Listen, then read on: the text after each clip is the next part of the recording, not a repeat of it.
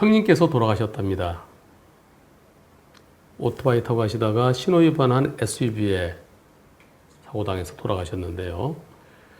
저한테 기본적으로 보험사랑은 어떻게 해야 될까요?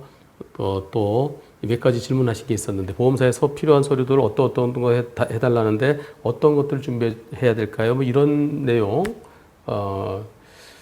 하여튼 한 두 가지에 대해서 질문하셨습니다. 거기 제가 답변 드렸어요. 그런데 또 질문이 올라왔습니다. 정신과 치료 보험사에 청구 가능한가요? 이런 질문이 올라왔어요. 그 내용을 보니까 이거는 다른 분들도 똑같은 질문이 올라올 가능성이 있겠구나. 다른 분들도 궁금해할 수 있겠구나. 그래서 혹시 일반화시켜서 유튜브에서 답변 드려도 될까요? 라고 했더니 네, 괜찮습니다. 형수님과 상의해 봤는데 망인이나 또는 그 상속인들, 그 유족들의 뭐 인적사항 그런 게 없으면은 괜찮습니다. 근데 마침 질문에 그런 내용이 하나도 없어요. 어떤 사고인지를 알 수 있는 그런 내용이 전혀 없습니다. 내용을 보죠. 질문 내용이요. 변호사님 답변 감사합니다. 앞으로 아이들과 살아가야 하는 형수님께 위안이 된 것 같습니다. 어제 가해자 측께서 만나자고 해서 대면했습니다. 마음 같아서는 입에 담기 힘든 행동을 하고 싶었지만 이번에 형사비와 관련된 영상을 올려주신 덕분에 좀 더 이성적으로 판단할 수 있었습니다. 제가 1시간 4분짜리 형사비 관련된 거, 가해자 처벌이 어떻게 된다는 거, 그거 올려드렸었죠. 네, 그거는 교통사고 피해자의 그 돌아가신 분들의 유족분들께는 그게 바이블이라 생각하시면 됩니다. 형사비에 대해서, 형사비, 공탁 이런 것에 대해서, 진정서 이런 것에 대해서 여기저기 자료들이 많이 있지만, 그러나 제가 그래도 제일 많이 해봤으니까요. 제가 설명드린 게 정통이라 생각하시면 됩니다. 조금 건방진 말씀을 드린 것 같아서 좀 송구하네요. 마음 같아서는 입에 담기 힘든 행동을 하고 싶었지만 이번에 형사비와 관련된 영상을 올려주신 덕분에 좀 더 이성적으로 판단할 수 있었습니다. 다시 한번 감사드립니다. 가해자 측에서는요, 항상 거의 100% 그렇습니다. 99% 그렇습니다. 처음에 만나서는 죽을 줄 줬습니다. 두 번째 만나서는 살려주십시오. 세 번째는 깎아주십시오. 처음에는 잘못했습니다. 두 번째는 살려달라는 건 뭐예요? 나 구속되지 않게, 나 실형 선고되지 않게, 실형 선고받지 않게 형사비 해달라는 겁니다. 세 번째는 저 가진 거 없어요. 일부러 그런 거 아니잖아요. 좀 깎아주세요. 조금만 받고 형사비 해주세요. 항상 그 패턴은 99%가 똑같습니다. 99% 너무 심했나요? 97%? 배째라, 나 몸으로 때우겠다 이런 사람도 있어요. 그러나 거의 대부분은 제가 설명드린 그대로인데요. 어떤 사람들은 3번 만났을 때 1단계, 2단계, 3단계, 어떤 사람들은 처음엔 죄송합니다. 두 번째는 살려주세요, 깎으세요 같이 할 때도 있고요. 자, 보험사와의 합의는 아직 교통사고 사실 확인원을 받을 수 있는 단계가 아니라서 그거 나오면 확인 즉시 올리도록 하겠습니다. 보험사에서는 교통사고 사실 확인원이 나와야 그래야 합의 얘기가 나오는 경우가 보통인데요. 근데 어차피 신호위반 사고인데 교통사고 사실 확인원은 경찰의 수사가 끝나고 검찰로 사건을 송치하면 그때 교통사고 사실 확인원을 받을 수 있습니다. 그런데 사망사고 보통 한 달 이상 시간을 주죠. 합의할 수 있는 시간은 한 달 이상 줍니다. 그럼 송치되려고 그러면 사고 난 때부터 한 달 반 정도 걸릴 거예요. 어차피 이번 사고는 소득이 얼마냐면 되니까 보험사에서 그렇게 질질 끌 필요가 없는데 하여튼 보험사에서는 필요한 서류를 달라고 그럴 때요. 상속인들이 누구인지를 알 수 있는 그 가족관계부 그리고 첫째 어떤 사고였는지는 교통사고 사실 확인을 달라고 그러죠. 그 다음에 손해배상 청구하는 사람들이 그 가족이 맞느냐, 유족이 맞느냐, 가족관계부죠.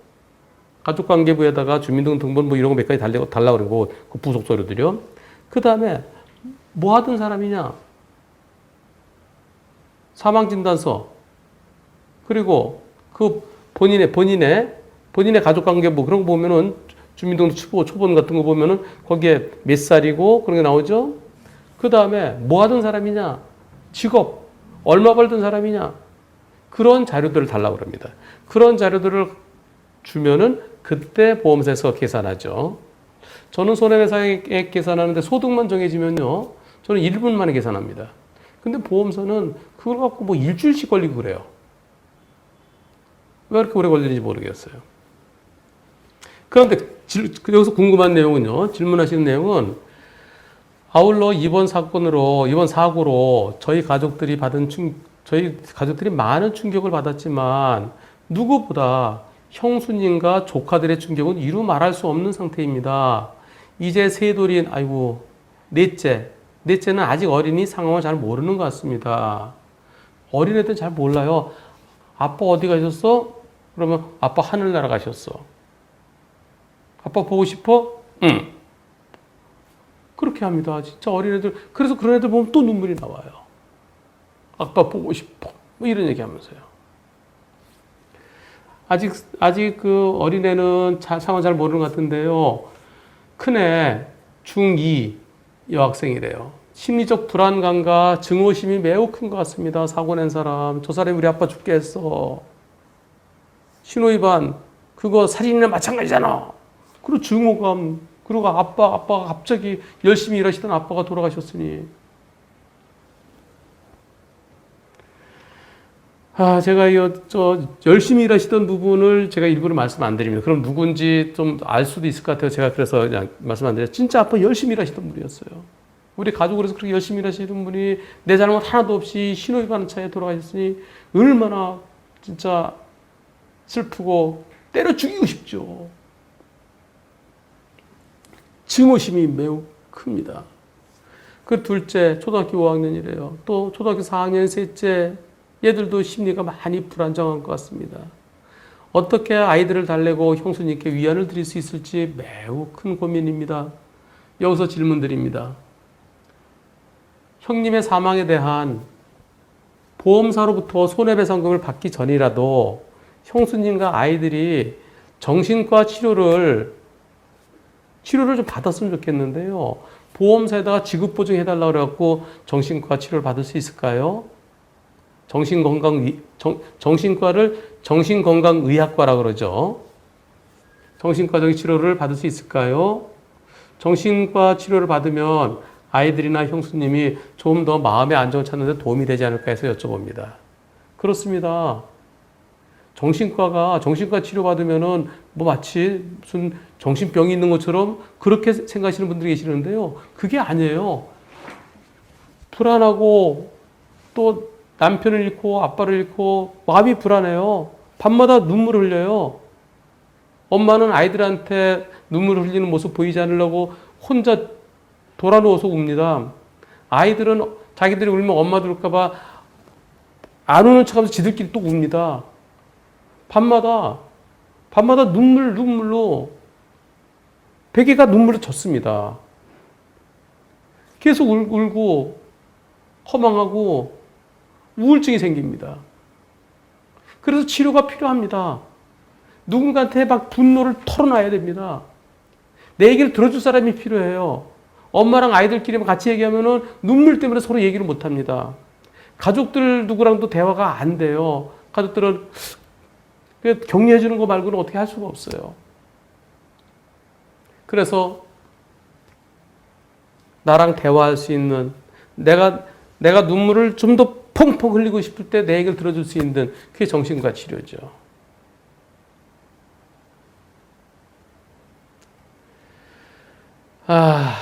엄마는 아이들 때문에, 엄마 심정은 여보 나도 당신 따라가고 싶어, 그런 심정이 들지만 아이들 때문에 그러지는 못하고, 그래서 엄마가 굳건하게 서야 됩니다. 아이들을 아빠 안 계시고 엄마가 아이들을, 아이고 참. 저에게 이런 일이 일어날 줄 몰랐는데 이번 사고, 교통사고 남의 일인 줄 알았는데 너무 어이가 없고 갑자기 눈물이 나고 가슴이 아프네요. 그래도 변호사님이 제작해 올려주신 유튜브 동영상과 스스로닷컴에 답변들이 큰 힘이 되고 있습니다. 감사합니다. 질문 내용은요. 아빠가 일하시다가 돌아가셨어요.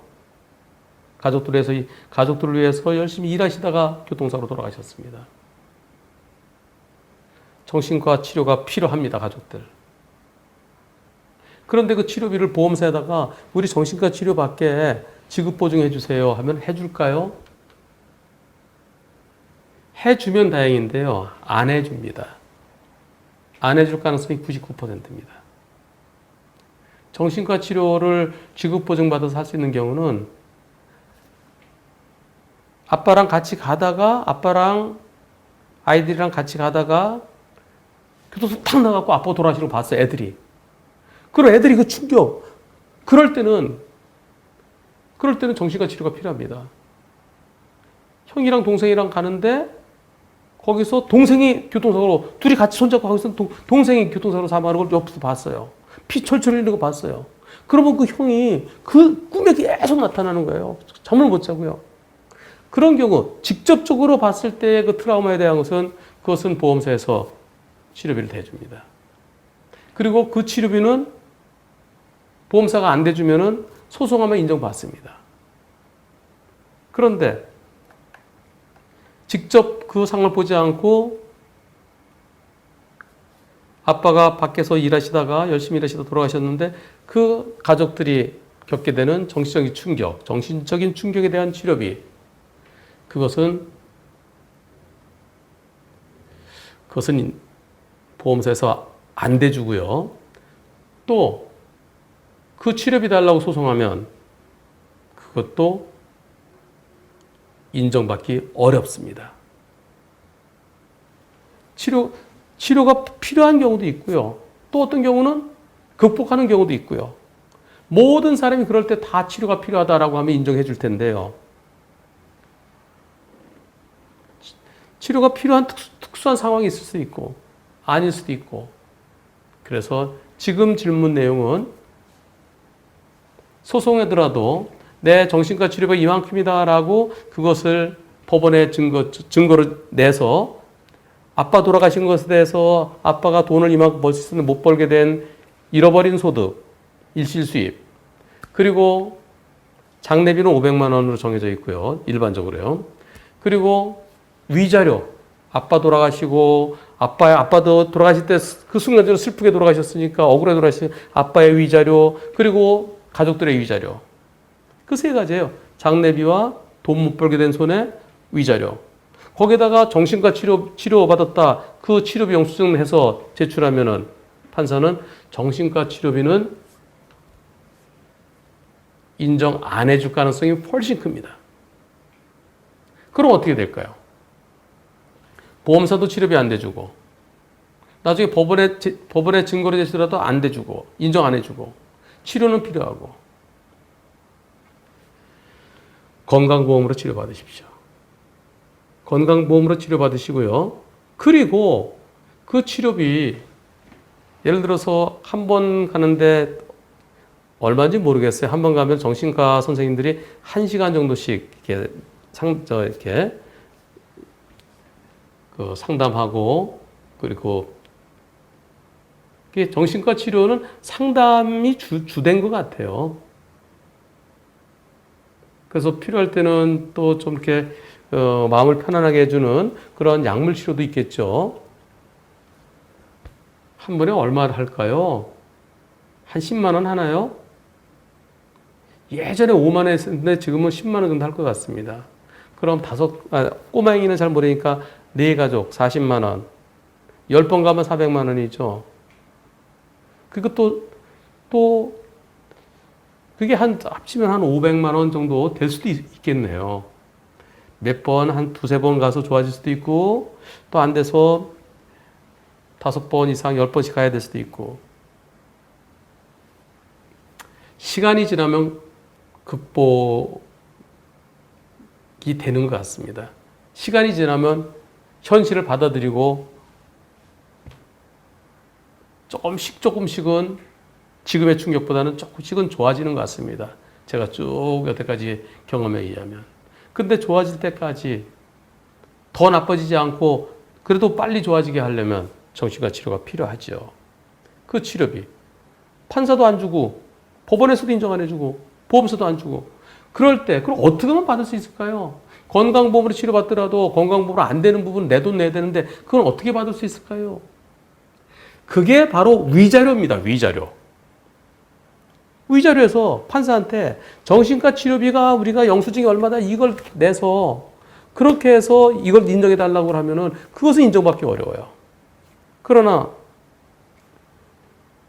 그 가족들이 슬퍼하는 정도가 아니라 정신과적인 치료까지 이렇게 받아야 됐다. 그 자료들을 영수증을 내는 게 아니라요. 정신과 치료받은 그 자료들을 너무 많이 내지 말고 정신과 선생님의 이 환자는 앞으로 어떠한 지금까지 치료를 했는데 앞으로 어떠한 치료가 어떻게 돼야 된다. 어떻게 해야 된다라는 그런 내용, 소견서. 진단서보다는 소견서가 좋을 것 같습니다. 온 가족이 다 정신과 치료가 필요했다. 그러면 위자료가 지금 1억이에요. 법원 기준은. 내 잘못 없을 때. 근데 그 1억은 1응의 기준입니다. 더 줄 수도 있어요, 판사가. 1억 1천, 1억 2천, 1억 3천, 1억 5천 더 줄 수 있어요. 판사가 생각할 때 정말 가슴 아프면. 그래서 그런 것들은 그런 자료를 내서 이런 부분도 이제 본인이 얘기하면 좀 그렇죠. 소송까지 간다면 보험사랑 합의할 때는 전혀 뭐 인정받지 못한다고 생각해야 되고요. 보험사에서 제시하는 액수가 너무 터무니없다. 그래서 소송하면은 소송했을 때와 보험회사에서 주겠다는 게 뭐 5천만 원 이상 차이가 난다. 그럼 소송해야죠. 이 내 아이들을 앞으로 먹여 살리려면은 그렇게 소송까지 가게 된다면 나오는 소송은 못합니다. 눈물이 앞을 가려서 나올 소송 못해요. 사진, 그 교통사고 기록, 나중에 증거로 제출해야 되는데 거기에 아빠의 그냥 그렇게 그 모습들, 그 사진을 다 증거로 제출해야 돼요. 그거 보면서 눈물이 흘러서 못합니다.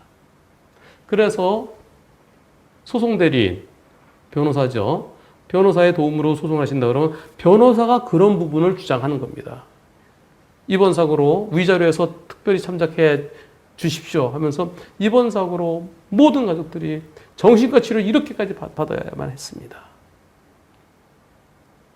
그리고 지금 큰아이는 뭐 큰아이 상태 뭐 이렇게 몇 가지 상태를 해갖고 그런 내용을 준비서면에 써서 그래서 위자료에서 조금 더 인정해달라. 물론 그렇게 해도 진짜 얼음처럼 차가운 판사들도 있습니다. 그러면 아니야 나는 그냥 1억이야. 그런 판사도 있지만 그렇지 않고 참 안타깝다 하는 마음에서 위자료를 더 줄 수도 있습니다. 지금 말씀하신 정신과 치료는 받으세요. 받으시고 나중에 소송으로 이어진다면 소송까지 가게 된다면 위자료에서 참작해달라고 하시는 게 좋겠습니다.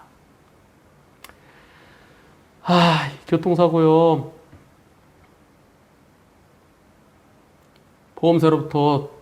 보험에서 주겠다는 돈 이만큼이에요. 소송에서 좀 더 받아요. 그러나 돈으로 돈 그 필요 없다. 우리 아빠가 돈을 많이 벌지는 못하시지만은 그래도 그래 아빠 갔다 올게. 갔다 오시고 저녁 때 그래 우리 아들 우리 딸 같이 모여서 아빠 이번 토요일 날은 우리 치킨 사주세요. 그래. 같이 아빠랑 같이 산책도 하고 아빠랑 장난도 치고 아빠가 안아주고 그런 아빠가 지금은 안 계십니다. 억만금을 주더라도 그 가족들의 그 슬픔은 지워질 수 없습니다. 한순간 실수죠. 신호등 뻔히 보고도 급하다는 이유로 내가 먼저 갈 수 있다는 이유로 음주운전 하지 말아야 된다는 것은 모든 분들이 공감하고 있습니다.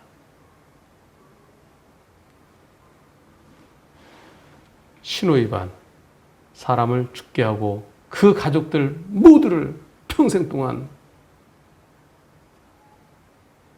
멍든 가슴에 눈물을 흘리면서 지내야 됩니다. 요즘은 교통사고 내더라도 구속도 잘 안 시켜요. 구속시켜야죠. 내 잘못 하나도 없을 때, 내 잘못 하나도 없이 내가 좀 죽겠으면 구속시켜야죠. 그런데 제가 소송을 쭉 해보면은 사망사고 100건 중에 구속되는 경우 5건이 안 돼요. 뺑소니 사망사고, 음주 사망사고, 신호위반 중하선 침범 이럴 때 구속 안 시켜요. 형사비가 안 됐는데도 구속을 안 시켜요. 구속되는 확률이 반도 채 안 돼요. 구속을 시켜야 저 응어리가 그래야 조금이라도 풀어지. 정신과 치료로 풀어지는 게 아니라 구속을 시켜야 돼요. 다만 한 달, 두 달이라도 구속을 시켜야 됩니다. 그래야 응어리가 조금은 풀어질 수 있죠. 그걸 우리 수사기관과 법원의 판사님들이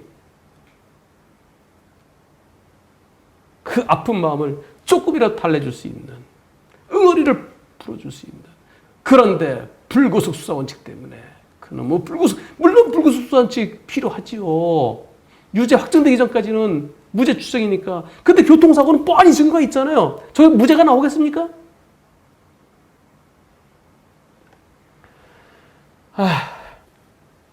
그만하겠습니다.